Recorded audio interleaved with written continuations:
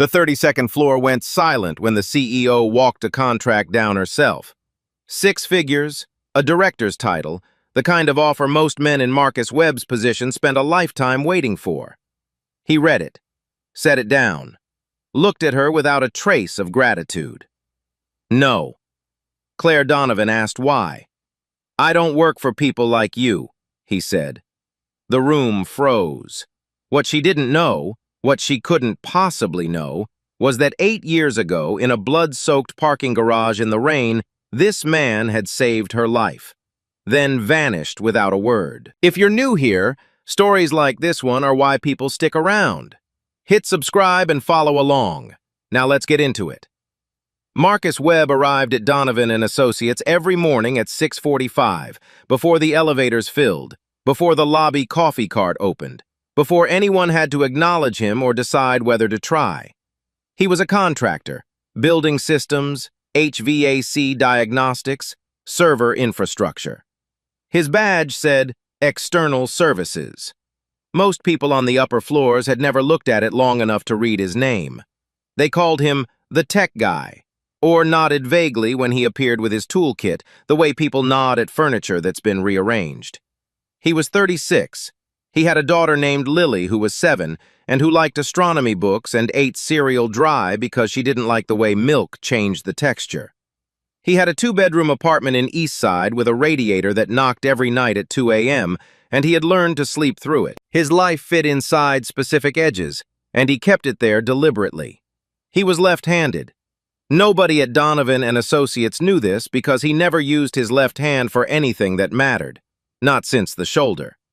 The left shoulder carried a stiffness that worsened in cold weather, not dramatically, just enough that he'd shift his weight occasionally when standing too long. He'd learned to work around it the way people learn to work around most permanent things. Quietly, without complaint, without explanation. His rule was simple. Don't owe anyone anything. Don't let anyone owe you. Claire Donovan had built Donovan and Associates from the wreckage of her late father's failing import firm. She was 38, precise, and faster in a room than most people expected from someone who smiled as readily as she did. She'd grown up watching people underestimate her, and had spent the last decade making sure they didn't do it twice. She had the right posters in the right places. She'd signed the right equity pledges.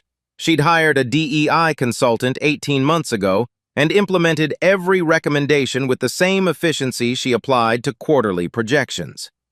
She believed, genuinely without performance, that she ran a fair company.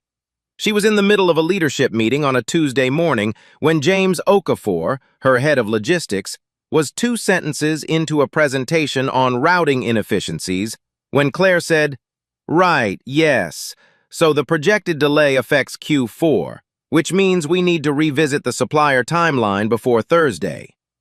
She wasn't dismissive. She was simply faster than the room, the way she always was. James stopped, nodded, moved to the next slide. Nobody said anything. Claire didn't notice. At the back of the room, arms folded, Daniel Holt watched. He was 51, silver-haired, CFO. He'd been with the company for 9 years, longer than anyone else at the executive table. Claire trusted him the way you trust a wall you've leaned against long enough that you forget it's there. What Claire didn't know, what she had no framework yet to suspect, was that Daniel had been quietly funneling contract intelligence to a competing firm for 11 months. Not dramatically, not recklessly, just enough, just carefully enough, to secure himself a position on the other side of a deal he could see coming before anyone else did. He was a patient man. He understood that the most effective betrayals were the ones that looked, until the very last moment, like loyalty. After the leadership meeting broke, he fell into step beside Claire in the hallway, easy and unhurried. "The Mercer Group contract," he said. "Where are we on the final terms?" 90% closed, Claire said. "Maybe 2 weeks." He nodded. "Let me know if you want me to look over the language before signatures. You know how those international clauses can drift." "I'll send it to you," she said. He smiled, moved on. A reasonable exchange between 2 colleagues. Nothing to note. The server failure happened on a Wednesday afternoon. It started as a lag in the third-floor database system and became, within 40 minutes, a cascading failure that locked 17 people out of the client portal and froze 2 active contract filings. Claire's IT director was off-site. His deputy spent 12 minutes on the phone with a support line before someone in facilities said, quietly, that the contractor was still in the building. Marcus was in the basement finishing a ventilation calibration when they found him. He came upstairs with his laptop bag and said nothing. He sat down at the terminal, asked one question. When did the backup last run? And then worked. Claire watched from the doorway of the server room. She'd come down to assess the damage and stayed because she couldn't look away. He didn't rush. He wasn't performative about his focus. He simply moved through the system the way someone moves through a space they've memorized. No hesitation, no dead ends. 20 minutes after he sat down, every locked account was restored. The contract filings were intact. He closed his laptop, picked up his bag, and stood. You should run incremental backups every 4 hours instead of 8, he said to no one in particular. The gap is where you're losing your margin. Then he walked out. Claire stood in the doorway for another moment. She called him up to the 32nd floor 2 days later. The office was clean glass and afternoon light. She had the contract folder on the desk between them. Director of Internal Operations. Salary she'd structured deliberately to be impossible to dismiss. She watched him read it. He went through every page, which most people didn't bother to do. When he finished, he closed it with one hand and set it down. He looked at her. His expression didn't change. No, he said. Claire kept her voice even. I'd like to understand why. He held her gaze for a moment, not long, just long enough to be a choice. I don't work for people like you, he said. The room was very quiet. Her assistant, visible through the glass partition, went still. Claire felt something she hadn't felt in years. Not anger, exactly. Something older. The specific sting of being seen as something small by someone you hadn't expected to be looking. You're welcome to finish the week, she said. Her voice was steady. After that, I'll arrange transition. He nodded once, picked up his bag, and left. She sat for a long time after he was gone. People like you. She turned it over that night and the next morning and into the following week. It wasn't the refusal that stayed with her. She'd been told no before. It was the precision of it. The phrase had the quality of something specific, something aimed. Not a general dismissal, but a particular one. She pulled his HR file that Thursday. External contractor, 7 years with the company on a renewable agreement. Performance evaluations uniformly excellent. Exceeds expectations. Reliable. Technically proficient. Written by supervisors who clearly had no idea what they were actually looking at. Prior employment. 2 positions listed before his current arrangement, both from 8 to 9 years ago. Both verifiable but thin. Before that, nothing. A gap of several years where a person should have been and wasn't. Military record. Sealed. Not classified in the standard sense. Sealed under a specific provision she had to look up, the kind that required a formal request and a waiting period she wasn't authorized to bypass. She requested a background summary through HR's external firm. The summary came back. No adverse findings. Record consistent with voluntary service history. That was all. She sat with the file and felt the shape of what wasn't there. People with ordinary pasts didn't have gaps like this. People with ordinary pasts didn't carry themselves the way Marcus Webb did. Back always to the wall in any room with more than 4 people, shoulders reading every entrance and exit without appearing to. That wasn't anxiety. That was training of some kind, deep enough to have become reflex. She should have let it go. She knew that. He'd declined the position. She'd offered transition. The professional chapter was clean. But there was something else. She'd looked at him across that desk and felt something shift in her memory. Not a recognition exactly, not a face she could place, but a feeling. Like a word on the edge of recall. Like something she'd felt before in a different context. In a different life, in a version of herself that didn't have this office or this view. She couldn't name it. She told herself it was the challenge, that she didn't like unanswered questions, that it was professional instinct. She told herself a lot of things. She kept the file. Marcus didn't leave at the end of the week. Claire didn't rescind his access either. Neither of them acknowledged this.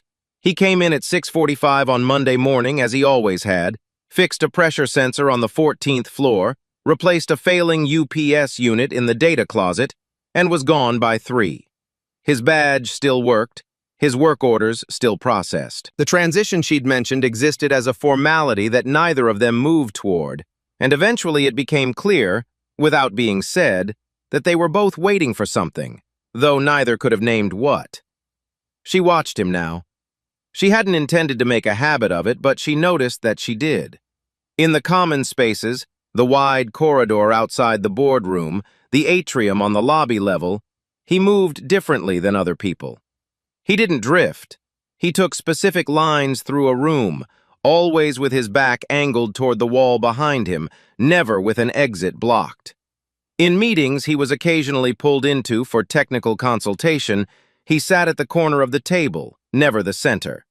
When someone dropped something heavy in the hallway one afternoon, a metal equipment case that hit the floor with a crack, she saw him react before she registered the sound herself. Not a flinch, a sudden, total stillness. The kind that comes not from fear, but from a body that has learned to assess before it moves. It lasted less than 2 seconds. He picked up where he'd left off, answered the question someone had been asking him, didn't look around to see if anyone had noticed. She had noticed. She saw the scar once, on a Friday when the building's air system was running warm, and he'd rolled his left sleeve to the elbow while working on a junction box. It started just below the shoulder, pale and slightly uneven, the kind that didn't come from surgery. She looked away before he could register her looking. Later, she would remember that it was on the left side, the same side he never used in front of anyone, the side he'd quietly built an entire set of compensating habits around. She didn't approach him. She didn't engineer a reason to. She simply moved through the same building and became, without deciding to, someone who paid attention. He gave her nothing to work with.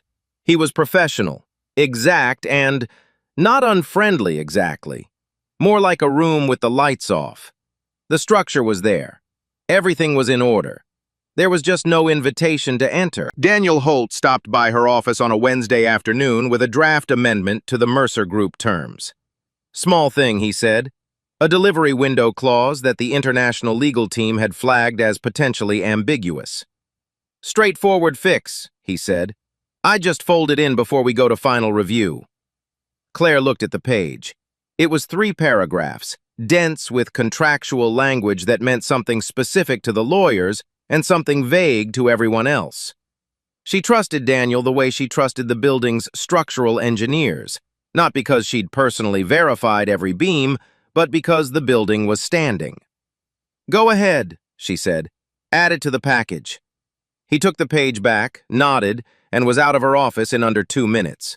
She returned to her email. It was a Thursday in November when the HVAC system on the upper floors began running irregular cycles. The building manager flagged it as a pressure calibration issue and put in a work order. Marcus came on a day when school let out at noon, a staff development day, and he had no other option. Claire was in back-to-back meetings from 9 to 4. She passed through the main corridor of the 32nd floor at 2:15, heading to the conference room, and stopped. A girl was sitting against the wall outside the secondary stairwell, a spiral-bound book open across her knees, earbuds in, shoes crossed at the ankle. 7 or 8, small, dark-eyed. She was looking at a diagram of the solar system with the complete attention of someone who wasn't performing focus, but actually had it. Claire slowed. The girl looked up. She didn't smile immediately or do the thing most children did with adults, the reflexive appeal for approval. She just looked, assessingly, the way her father looked. You work here? The girl said. I do, Claire said. My dad's fixing something upstairs. I had to come. She looked back at her book briefly, then up again. He said I could stay here as long as I was quiet. That seems fair. I'm Lily. Claire. Lily considered this, apparently found it acceptable, and returned to her book. Claire should have kept walking, The meeting was in 4 minutes, but she found herself standing there another moment. "What are you reading?" Claire asked. "Neptune chapter," Lily said without looking up. "Neptune's wind is faster than anything on Earth, like almost 2,000 kilometers an hour." She paused. "That's faster than sound." "That's fast," Claire said. "Yeah." Lily turned a page. Then, still looking at the book in the same easy conversational tone she'd used for the Neptune fact. "My dad used to tell me about a time he helped someone, like really helped them, when they were hurt." She said it the way children say things they've heard enough times to have absorbed as background. Not secret, not significant, just part of the texture of stories they'd grown up with. He never told the person. He didn't want to. Claire's hand stilled on the strap of her bag. Lily turned another page. She wasn't watching Claire's reaction. She wasn't building to anything. She was just talking, the way children do when they're comfortable, saying the thing that came to mind next without calculating where it landed. "He's like that," Lily added. Then, "Neptune's moon Triton orbits backwards. Did you know that?" "I didn't," Claire said. "It's because it got captured. It wasn't Neptune's originally, it just got caught in the gravity." She considered the diagram. "I think that's kind of interesting. Like it ended up somewhere it didn't plan on, but it still stayed." Claire stood there another moment. Then she said it was nice to meet her, and walked to the conference room, and sat through 40 minutes of a meeting she can't remember a word of. She went back to the case file that night. She had kept a copy in a folder on her personal drive. Not something she'd consciously decided to do, just something she'd done. The report from 8 years ago. A parking garage on Meridian Street. A Thursday night in October. She'd left a dinner event early, taken the shorter route, and the rest of it had only ever existed for her as a sequence of fragments. Headlights, pavement, something hitting her from the side, and then cold and wet, and a voice she couldn't make out saying, "Stay still, they're coming, stay still." She'd woken up in the hospital. 2 cracked ribs, a head laceration, blood loss that the attending had described as significant. The police report was 23 pages. She scrolled to the section she'd never read carefully. The witness notes, which had seemed irrelevant at the time because she'd been the victim, not the investigator. Responding officers arrived to find the complainant in a covered loading area adjacent to the garage entrance. Security footage from the garage exterior shows an unidentified male carrying the complainant approximately 60 meters from the point of attack to the covered area. Footage quality insufficient for ID confirmation. Individual is observed placing an emergency call from a payphone, timestamp consistent with 911 log, before leaving the scene on foot. The individual appeared to sustain injury during the initial altercation. Movement in final frames suggests compromise to the left upper body. Identity unknown. No follow-up contact established. She read it twice. Then she sat back.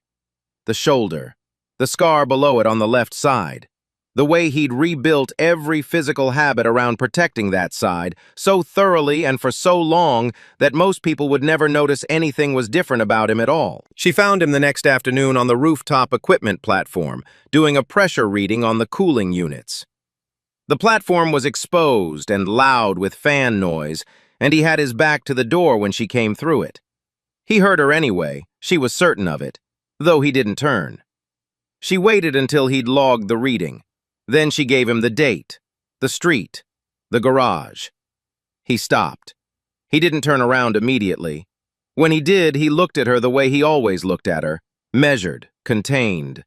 But something in it was slightly different, a degree of attention that hadn't been there before. She said, "It was you, wasn't it?" He held her gaze. The fans ran. A plane crossed somewhere above the overcast. "That was a long time ago," he said. She didn't push. She didn't need to. His face hadn't changed, but the stillness in it had shifted. The kind of shift that meant yes without the word. She stood with that for a moment. "Why didn't you say anything?" she asked. "Ever." He picked up his gauge and turned back to the unit. "Because I wasn't doing it for you to know about it," he said. He didn't say it harshly. He said it the way he said most things, plainly, as though it were simply the accurate description of something that had happened. Claire stood on the rooftop for another minute after he moved back to his work. The city spread out below her, flat and gray under November clouds.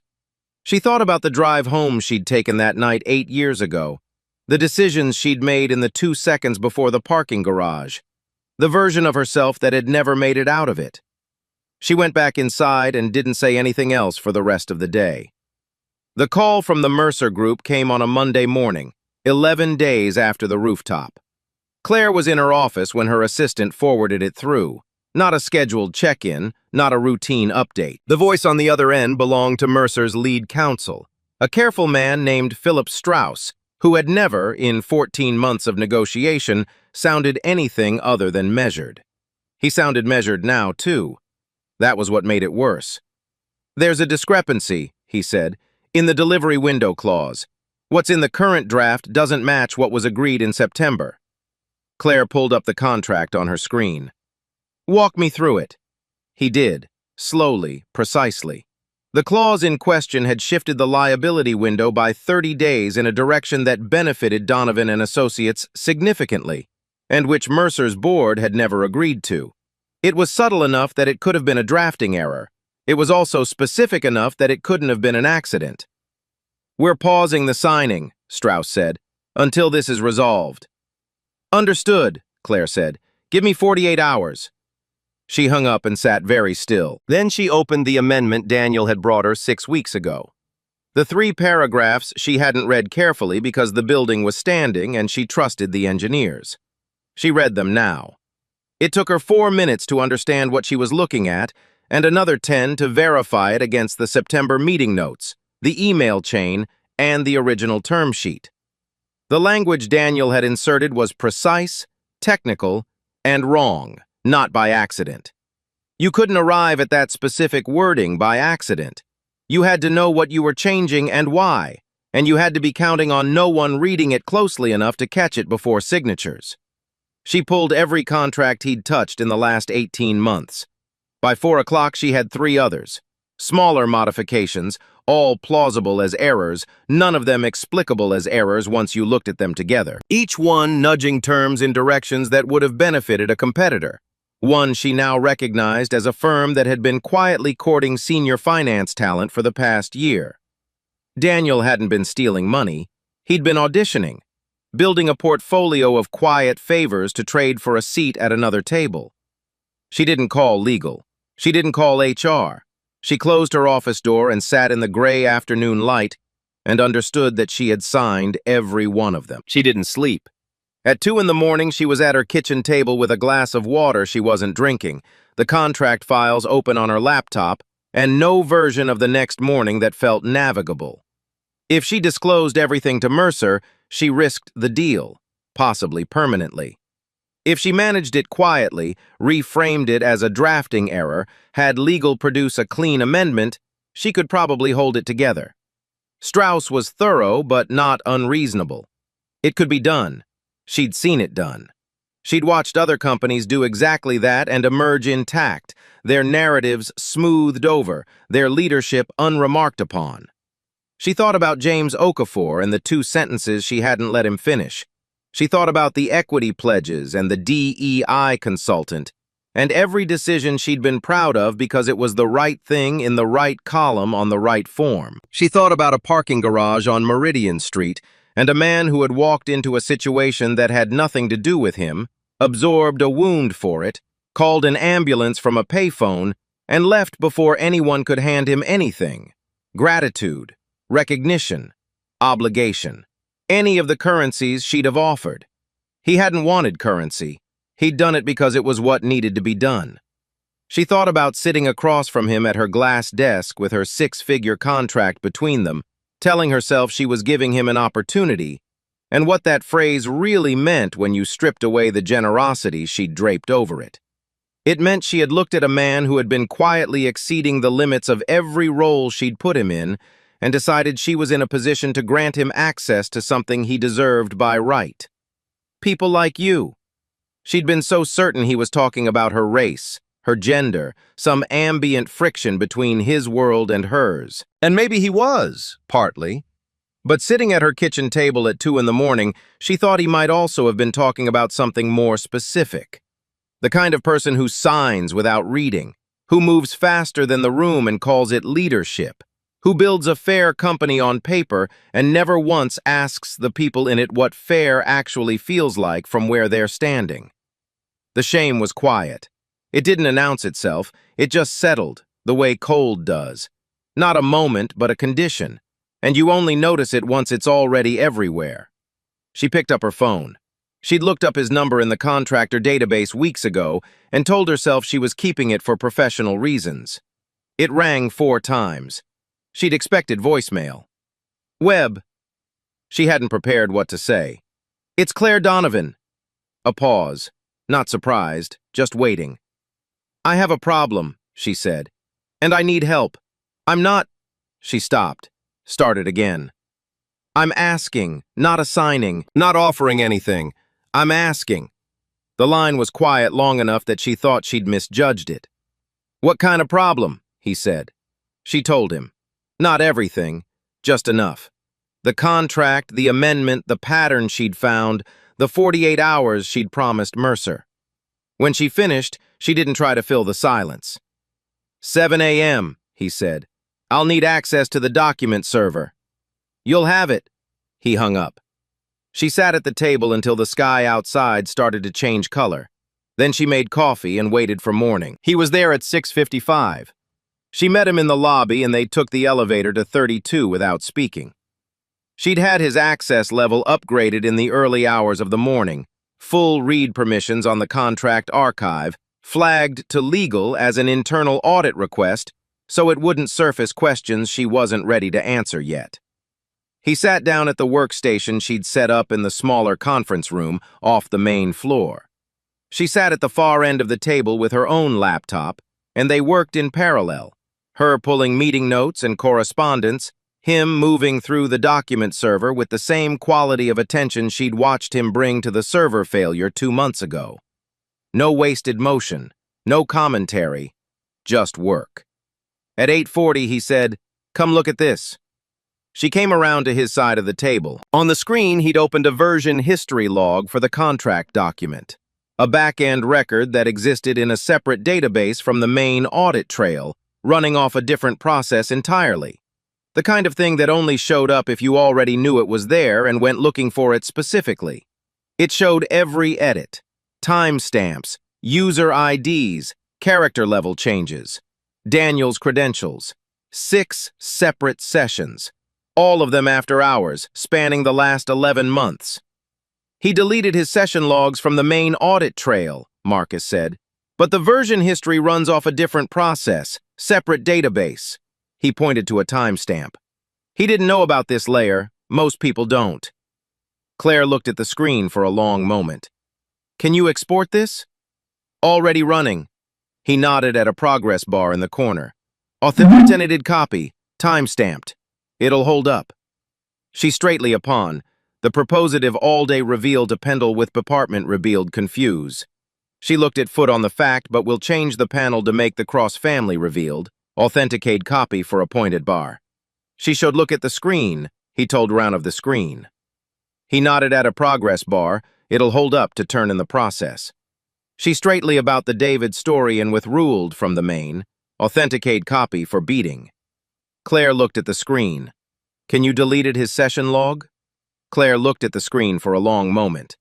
Can you get to this, Lord, in the state log? Marcus looked at the rest of the quarter of the long moment. She showed this panel to make the cross-family revealed. He was amid that the screen he doesn't raced. Claire looked at the screen for a long moment.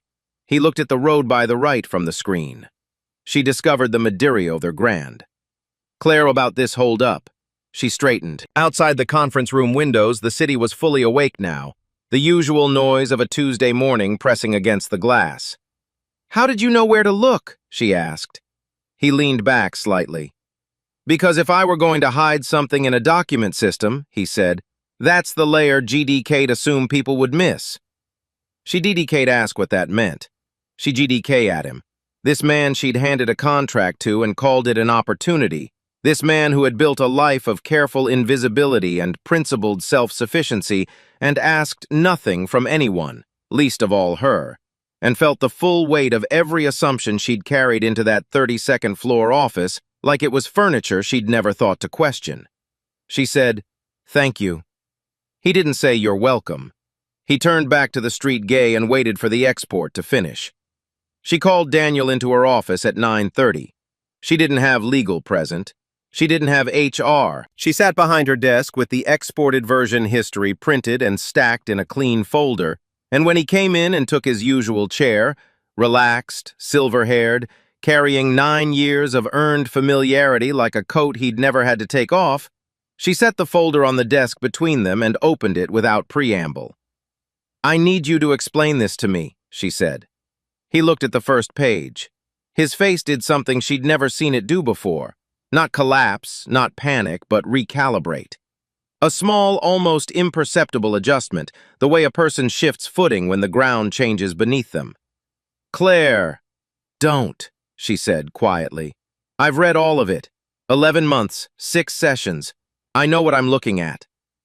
He was quiet for a moment, then, "The Mercer terms were going to close unfavorably. I was protecting the company." "You were protecting a position," she said. "Somewhere else. That's not the same thing." Something crossed his face. Not guilt exactly, more like the recognition that the room had gotten smaller than he'd planned for. The outcome would have been, "The outcome," she said, "was a fraud. Against a partner we've spent 14 months building trust with. In my name. With my signature." He opened his mouth, closed it, stood slowly with the particular dignity of a man who has decided the most strategic move left is a controlled exit. He set his keycard on the corner of her desk. Then he left. She sat for a moment in the silence he left behind. Then she picked up her phone and called Philip Strauss at Mercer Group. The call lasted 40 minutes. She told him everything. The amendment, the version history, the pattern across 11 months. She told him that her CFO had made unauthorized modifications to the contract language and that she had signed them without reading them carefully enough. She said that last part clearly, without softening it. Strauss was quiet through most of it. When she finished, he said, "You're telling me this voluntarily, before we'd identified the full scope ourselves?" "Yes. That's not a common approach." "I know." Another pause. "I'll need to take this back to our board. This doesn't resolve automatically, Ms. Donovan." "I understand." "But I want you to know," he said, "that this conversation matters. The manner of a disclosure matters." She didn't take that as a promise. She thanked him for his time and let him go. When she put the phone down, her hands were steady. She'd expected to feel more. Relief, or dread, or the particular exhaustion of a crisis that has finally crested. Instead, she felt something quieter. Not peace, exactly. More like the sensation of being accurately located after a long time of not quite knowing where you stood. She had a company meeting to reschedule, a legal briefing to convene, a PR response to prepare for the possibility that this became public in ways she couldn't control. There was a great deal of work ahead of her, and she wasn't certain how much of it would hold. She found she could look at that clearly. That was new. 3 weeks later, the Mercer Group signed. Not on the original timeline, not without a renegotiated clause structure, an independent audit of all prior correspondence, and a 6-month probationary framework that Mercer's board insisted on and that Claire accepted without argument. The deal was smaller than it would have been. The terms were stricter. The relationship had been cracked and would require time and consistency to fully set. It was real, though. That was something it hadn't entirely been before. She made no announcement about Daniel Holt beyond the standard departure language that legal approved. She restructured the contract review process so that no single signatory could advance a document without a second read from a separate department.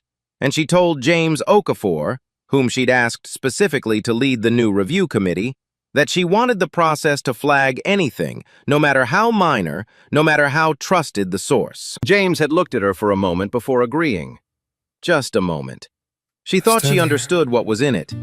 She let it stand without explanation. Marcus Webb's contractor agreement came up for its standard renewal in December. She signed it herself this time, instead of routing it through building services. Standard terms.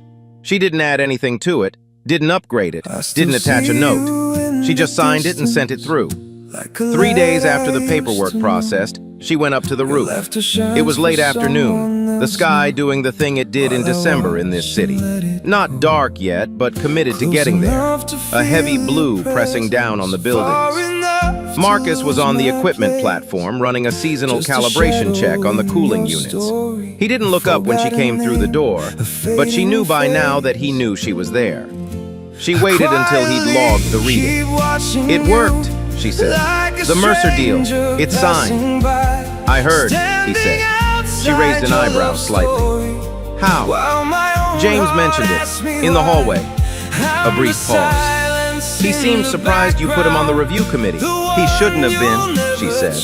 Marcus looked at her for a moment, said nothing. "I told Strauss everything," she said. "They're bored, all of it, including that I signed documents I didn't read.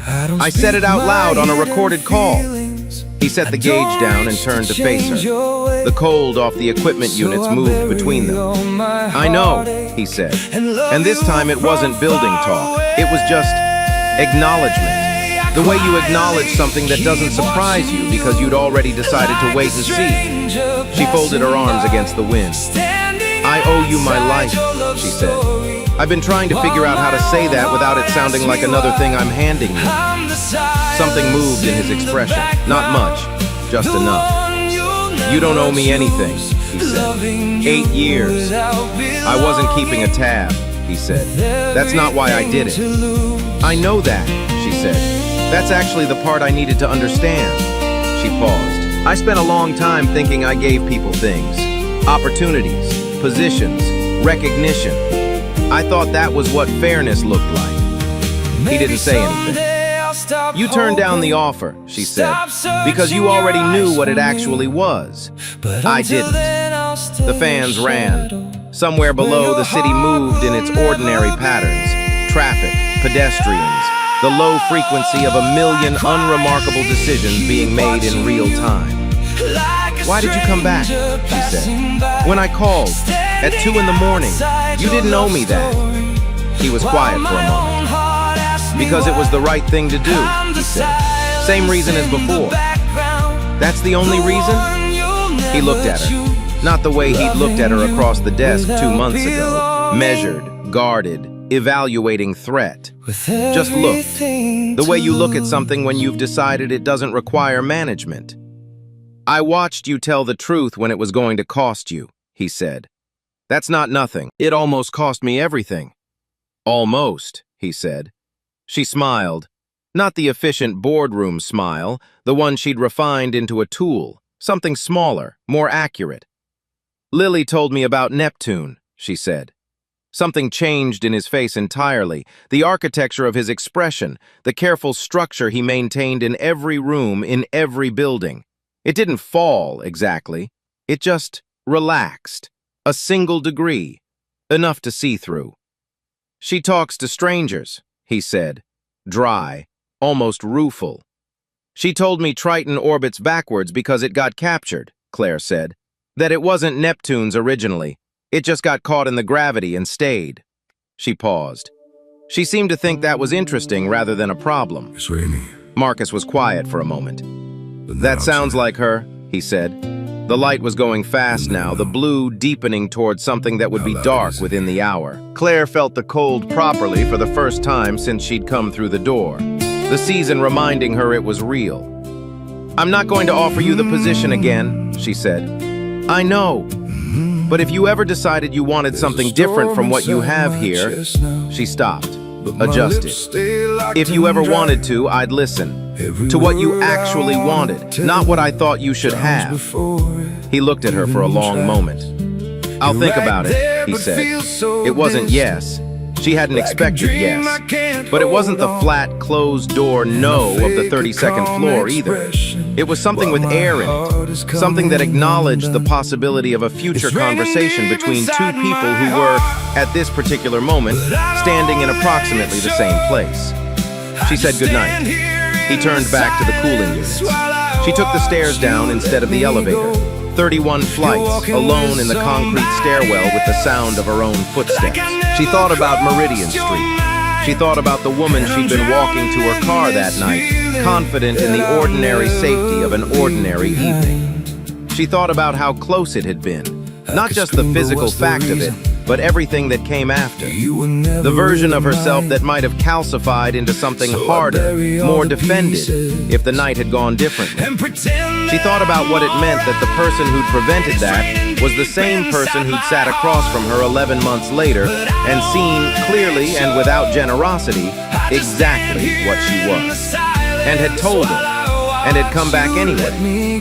She pushed through the lobby door and walked out into the December evening, into the ordinary noise of a city that had no idea any of this had happened, and kept walking. There's something this story keeps coming back to that I think is worth sitting with for a moment. Marcus didn't save Claire because he expected anything. He didn't come back to help her because she'd earned it. He did both things for the same reason, because they were the right things to do. Full stop. No ledger, no transaction. And Claire, she didn't grow as a person because something dramatic happened to her. She grew because she finally got quiet enough to hear what she'd been missing. The meeting she talked over. The contract she didn't read. The man she handed an opportunity to without once asking what he actually needed. Fairness isn't something you announce, it's something you practice. In the small moments, when nobody's watching, when it costs you something real. That's the thing about integrity. It's not what you do when the stakes are visible.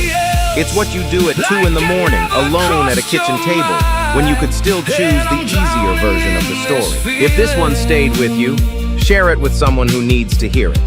And if you haven't already, subscribe. There are more stories like this one coming, and you don't want to miss them.